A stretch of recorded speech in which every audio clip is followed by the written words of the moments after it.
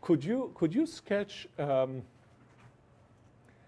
what's wrong from your perspective with subjective rights? Right, you're one of the sharpest critics from theological circles, in the kind of from Christian theological circles, of subjective rights that are kind of underpin whole liberal democracies. That's a huge challenge, right? And so it would be maybe helpful if you would sketch in a few points what you see as a problem with that, and maybe that's going to generate our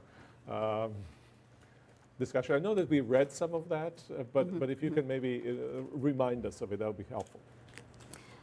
Well, I think they, most generally speaking, they place the focus wrongly in trying to understand human community.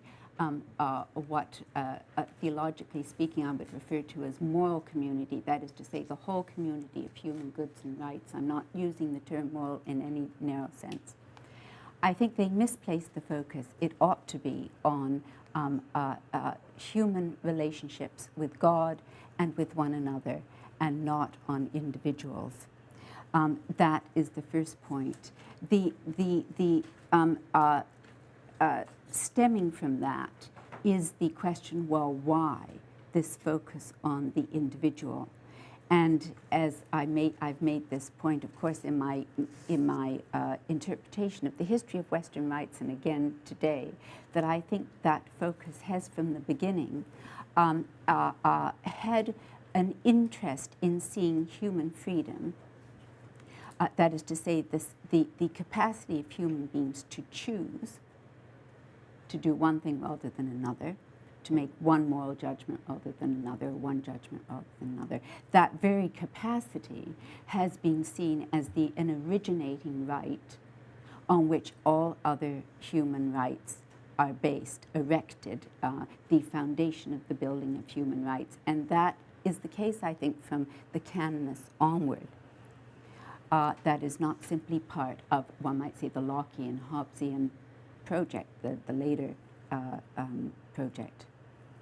And the understanding of the individual as a proprietor, someone who both who governs him or herself precisely because they own their capacities and spiritual resources, and they own their acts.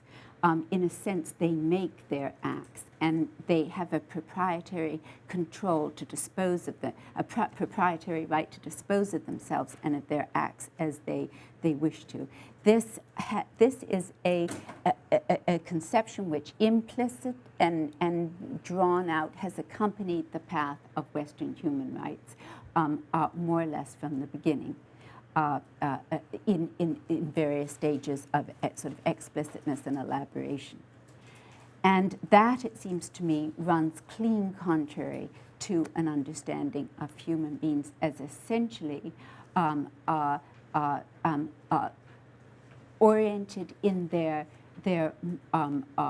communal and individual lives to their relationship to God, and to their neighbors. Their relationship to God being one, as I indicated a few moments ago, being one primarily of adoration, love, gratitude, reverence, and openness and obedience, in the sense of openness to the divine will as it reveals itself, both in our natural perceptions of right and also as revealed to Christians in Scripture. So the main point really is about the misplaced focus, and from there one can go on to